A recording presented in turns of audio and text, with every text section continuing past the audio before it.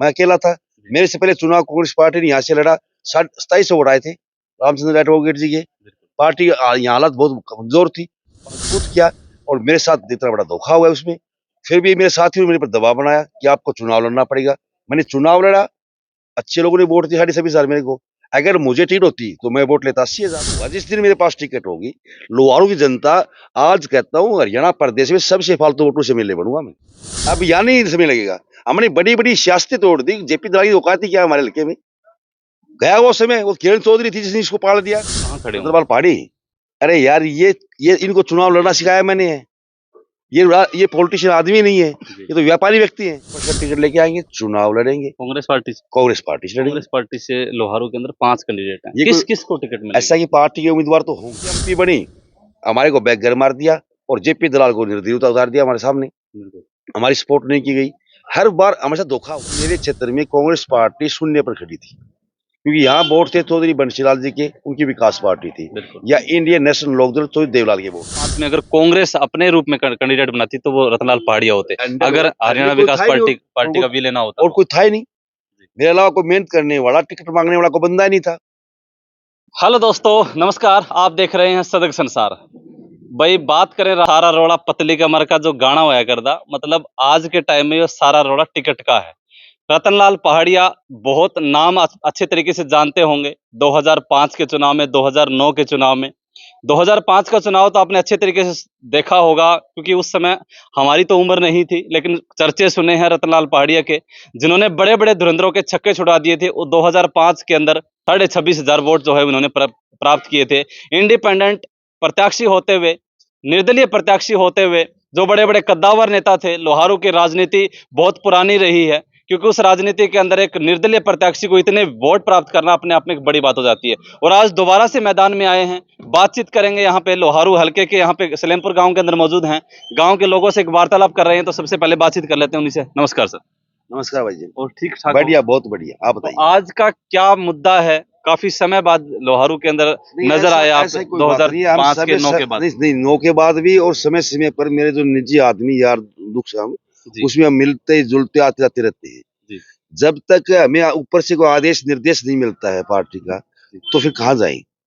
मैंने संघर्ष किया 2005 के अंदर, 26,500 वोट जनता ने लिए। उस टाइम कांग्रेस पार्टी की टिकट मेरी थी, क्योंकि मैं उस टाइम जिला युवा अध्यक्ष था। मेरे से पहले मेरे क्षेत्र में कांग्रेस पार्टी शून्य पर खड़ी थी, क्योंकि यहाँ वोट थे चौधरी बंशीलाल जी के, उनकी विकास पार्टी थी, या इंडियन नेशनल लोकदल चौधरी देवलाल के वोट थे। मैंने गली गली जाके कांग्रेस पार्टी को पैदा किया।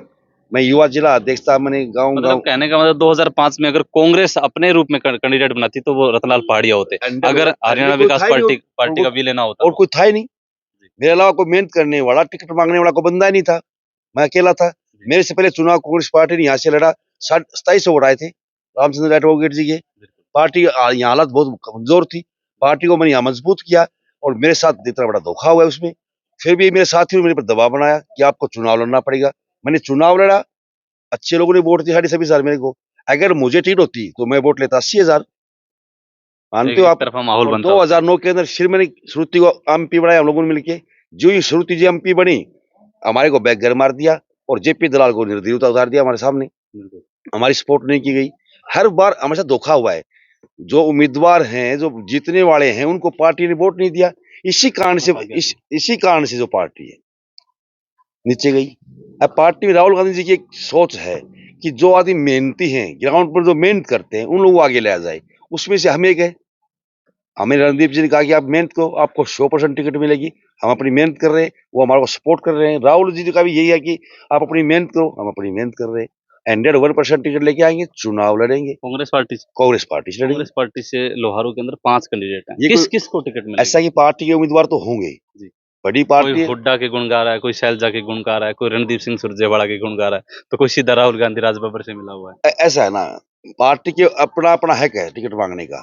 टिकट एक को मिलेगी। जिस भाई को टिकट मिलेगी, हम उनके साथ हैं, उनकी मदद करेंगे। हम कांग्रेस पार्टी के सिपाही है, कांग्रेस के लिए काम करते हैं, कांग्रेस के लिए जिएंगे। वो पार्टी का निर्देश आदेश होगा भाई किसको टिकट देगी, वो चुनाव लड़ लेगा। इसमें क्या नई बात है? कोशिश तो देखो हर व्यक्ति को करनी चाहिए, क्योंकि पार्टी अगर आशीर्वाद देती है तो बिल्कुल, क्यों नहीं करनी चाहिए, करनी चाहिए। हर आदमी को अधिकार है। हर आदमी को मुख्यमंत्री बनने का अधिकार है, हर आदमी को एमएलए बनने का अधिकार है, हर आदमी को पार्टी में टिकट मांगने का अधिकार है। 2005 से पहले आप कांग्रेस में बता रहे हैं, 2005 में आपने इंडिपेंडेंट चुनाव लड़ा, 2009 में भी इंडिपेंडेंट रहे, उसके बाद का सफर कहाँ था? जनता की मेरा समस्या समझ- 1992 में कॉलेज में शुरुआत की थी राजनीतिक। 94 में मैं छात्र संघ भिवानी में प्रधान बना। उस टाइम भी मैं कांग्रेस पार्टी का समर्थन से, धर्मवीर जी उस टाइम कांग्रेस पार्टी में थे, उनसे मैंने शपथ ली थी। उस टाइम में कांग्रेस पार्टी में था। 2000 में मैं जिला परिषद मेंबर बना। उस टाइम भी इंडियन नेशनल की सरकार थी, हमने उनका विरोध किया, हम कांग्रेस पार्टी में थे। मैं 2001 के अंदर पंचायती राज प्रकोष्ठ का जिला अध्यक्ष बना। 2002 के अंदर मैं प्रदेश का पंचायती राज प्रकोष्ठ का प्रदेश अध्यक्ष बना। और 2003 के अंदर मुझे पार्टी ने जिला युवा अध्यक्ष भिवानी का बनाया। इसी तरह से मैं आगे बढ़ते हुआ, टिकट 100% हमारी थी, धोखा हुआ, क्षेत्र के लोगों का मेरे पर दबाव बना, हम कहाँ जाएंगे, लोगों ने चुनाव लड़ लिया, कोई वो नहीं है। अब भी हम पार्टी लिए काम करते हैं। उस टाइम में मैंने काफी लोगों से, हम लोग चुनाव नहीं लड़ेंगे, लेकिन साथियों को इतना भयंकर दबाव हो गया कि आपको चुनाव लड़ना पड़ेगा। तो अब गांव-गांव, गली-गली में हलचलें पैदा कर रहे हैं, क्या कुछ नया कोई रैली या फिर कुछ आगामी नहीं, कुछ आने वाले समय में अगस्त में रणदीप सिंह सुरजेवाला जी की मैं रैली करने जा रहा हूँ, अच्छा, अच्छा, अगस्त के अंदर। अगस्त में। हाँ, क्योंकि हमारे युवा जो राष्ट्रीय अध्यक्ष थे, मैं जिला युवा अध्यक्ष था, मेरे उनके साथ में आना जाना रहता है। और पार्टी के लिए युवाओं की जो हमारी टीम है, हमेशा रणदीप जी ने ही, एक्चुअल में रणदीप जी ने ही कांग्रेस पार्टी को व्यापता किया था। युवाओं को एक जागृति दी थी, मतलब उसी युवाओं में से मैं एक हूँ, जो रणदीप जी ने आप पौध पैदा की थी, कांग्रेस को पैदा किया था, उसमें से हम एक हैं। तो आज उनको लेकर के हम लाएंगे, अपने पहले में रैली कराएंगे और अच्छी जन समर्थन हमें मिलेगा। एक प्रश्न पूछना चाहूँगा, जेपी दलाल जी 2009 में पहली बार चुनाव लड़ा, 2014 में बीजेपी पार्टी में गए, 2019 के अंदर चुनाव लड़ा, विधायक बने और मंत्री बनते गए। यहाँ के लोगों को अगर लोगों का कहना है कि उन्होंने इस हल्के के अंदर मंत्री होते हुए, चाहे मुआवजे की बात करें, चाहे गली सड़कों की बात करें, इतना बिछा दिया है इन लोगों के अंदर कि उनके सामने कोई ऐसा अरे यार, जो कहाँ बिछा व्यक्ति दिया, टिक पाएगा। एक बताओ कहाँ बिछा दिया। जी, हमारी पार्टी को कमजोर कर दिया ऐसे लोगों ने। 2009 के अंदर किरण चौधरी जैसी धीरे जो पार्टी छोड़ के गई है, जी, इन्हीं की तो मेहरबानी है। पार्टी कमजोर क्यों हुई? जेपी दलाल को लेकर के यहाँ आ गई। 2009 में अगर किरण मेरी मदद करती तो मैं 55,000 वोट लेता, वो 30 पे खड़ा हो गया। मेरे सामने चुनाव लड़ा जेपी दलाल ने। बिल्कुल। जेपी दलाल कुछ ही चीज नहीं है, जेपी दलाल बंशीलाल परिवार का एक मुनीम होता था, मुनीम, एक मुनीम था उनका। बिल्कुल। चौधरी सुनील सिंह का मरना हो गया, उसके मरने के बाद में इस किरण का यहाँ आना हो गया, इसकी तान बैठनी होगी। और कहा जेपी दलाल, लोगों ने थोड़ी वोट दिया है, यहाँ तो वोट चौधरी बंशीलाल के नाम से मिला है, वो किरण चौधरी इसको वोट दिवा दिए। सेकंड चुनाव में बीजेपी पार्टी में चलेगा, मोदी की लहर थी, फिर इसको वोट मिल गए। तीसरे चुनाव में फिर मोदी की लहर थी, ये एमएलए बन गया। तो नहीं, वो उस चीज़ को भेद पाएँगे, एक समाज सेवी बने यहाँ हल्के के अंदर राजवीर सिंह फलटिया हैं, कांग्रेस पार्टी से ही टिकट की दावेदारी ठोक रहे हैं, पूर्व में विधायक रहे हैं, जेपी दलाल जी, इनके सामने रतनलाल खड़े हैं और कहाँ खड़े होंगे? रतनलाल पहाड़ी, अरे यार, ये इनको चुनाव लड़ना सिखाया मैंने है। ये पॉलिटिशियन आदमी नहीं है, ये तो व्यापारी व्यक्ति हैं। एक आप मेरी हिस्ट्री पढ़ो आप। मैं छात्र संघ का अध्यक्ष रहा हूँ, जिला परिषद मेंबर रहा हूँ, एमएलए इंडिपेंडेंट 7.5 वोट लिए हैं, मेरे लोगों में संपर्क है, ताल्लुकात है। ये तो एक व्यापारी लोग है, मैं किसी के बारे में कुछ कहता नहीं हूँ। आप अखबार पढ़ते हैं, वीडियो पर देखते हैं, कितना कितना घोटाला इनका होता है। जिस दिन जेपी दलाल कुर्सी से हटेगा, परमात्मा ने मुझे अगर एमएलए एमपी बनाया, तो ये सारा कोई पीछे मिलेगा। सारा भ्रष्टाचार इसे फैला किया यहाँ पर। आप कहते हो जेपी दलाल, ये तो यहाँ की जनता भोली वाली है और बकाव में आ गई थी, अब आने वाली नहीं है जनता। मतलब आप बताओ, किसान गरीब मजदूर किसी अपनी मांग के लिए बैठता है, ये क्या मंत्री होते हैं? आप इसके विचार और भाव सुनो, किसानों को क्या बोलता है, क्या वित्त मंत्री होते हुए। नहीं, किसानों को क्या बोलता है कि जिसकी लुगाई बाजगी, जिसकी लड़की बाजगी, वो लोग यहाँ बैठे हैं। हमारे को अपमानित कर रहा है ये आदमी, चैलेंज कर रहा है। इसलिए तो मैं आया हूँ दोबारा, मतलब ऐसे लोगों को हल्के उधर कुछ नहीं देंगे हम। बाहर से आकर के हमारी जनता पर राज करेगा? क्या हमारी नसों में पानी है? नहीं है, खून है, नहीं आने देंगे। फिर दूसरी बात देखो आप, शेरपुरा गांव में लोकसभा चुनाव के अंदर गांव के सरपंच को सरेआम ऐसे धक्का मारना, उसको बेइज्जत करना। गांव का सरपंच गांव का मुखिया होता है, गांव का राजा होता है, उस गांव की पगड़ी होती है, उस समाज की पगड़ी होती है। तो ऐसा ये काम कर रहा है, किस बात का मंत्री? मंत्री तो एक बहुत सुलझा आदमी होता है। जवाब मिलेगा आपके कहने से कि 2024 में 101% है। जेपी दलाल अब यहाँ से गुस्कानी 65 किलोमीटर है, नजदीक हो जाएगी हम जानी। अब यहाँ नहीं समय लगेगा। हमने बड़ी बड़ी सियासतें तोड़ दी। जेपी दलाल की औकात थी क्या हमारे हल्के में? गया वो समय, वो किरण चौधरी थी जिसने इसको पाल दिया। वो किरण ही नहीं रही पार्टी के अंदर। तब तो किरण का मजबूती होगी ना, दोनों एक ही पार्टी में है, अरे प्लस नहीं मजबूती होंगे। नहीं, कमजोर हो गई है। अच्छा, जहाँ किरण चौधरी रहती है वो अपने लोगों की जड़ में बैठती है। हमारे जैसे जो लोग कांग्रेस के थे, हमारी जड़ में किरण बैठी, जिससे आज हम भटक रहे हैं। लग रहा है। किरण ने भिवानी जिले की कांग्रेस को खत्म कर दिया। अब कांग्रेस पार्टी को मौका मिला है आगे बढ़ने का। जो हमारे जैसे नौजवान संघर्ष कर रहे हैं, उनको एक परिवार से विवाद से पन्ना छूट जाएगा तो लोग हम आगे बढ़ेंगे। टिकट का जो मामला आता है ना, अब मैं क्यों मरा 5 के अंदर में मेरी टिकट 1 नंबर पर थी, इसी परिवार की वजह से। पार्टी दूसरी थी, आगे खत्म कर दो। कांग्रेस डाउन क्यों गई? इसीलिए कांग्रेस डाउन गई है भाई। जो कांग्रेस के सच्चे सिपाही थे वो खत्म कर दो और नए को ले आओ। कहाँ है जेपी दलाल आज? कहाँ है किरण आज? वो तो दोनों लोगों की पार्टी आंखों में में है, पट्टी बांध के सरकार चले सरकार गए। की पार्टी में है। लोगों की आंखें पट्टी बांध के चले गई। कुछ होने वाला नहीं इन चीजों से। तो भाई ये थे हमारे साथ रतनलाल पहाड़िया जी, जो 2005 के अंदर जिस ग्राफ के साथ उन्होंने चुनाव लड़ा था, 2024 के अंदर उसी मजबूती के साथ, उसी दुगनी रफ्तार के साथ दोबारा से मैदान में आ गए हैं। और इनका कहना है कि जो लोग हमारे साथ विश्वासघात किया था 2005 के अंदर, वो समय दोबारा याद दिलवाना चाहते हैं और उन लोगों के दिलों में आज भी राज करते हैं जो समय पहले का था। छात्र नेता के रूप में इन्होंने काम किया है।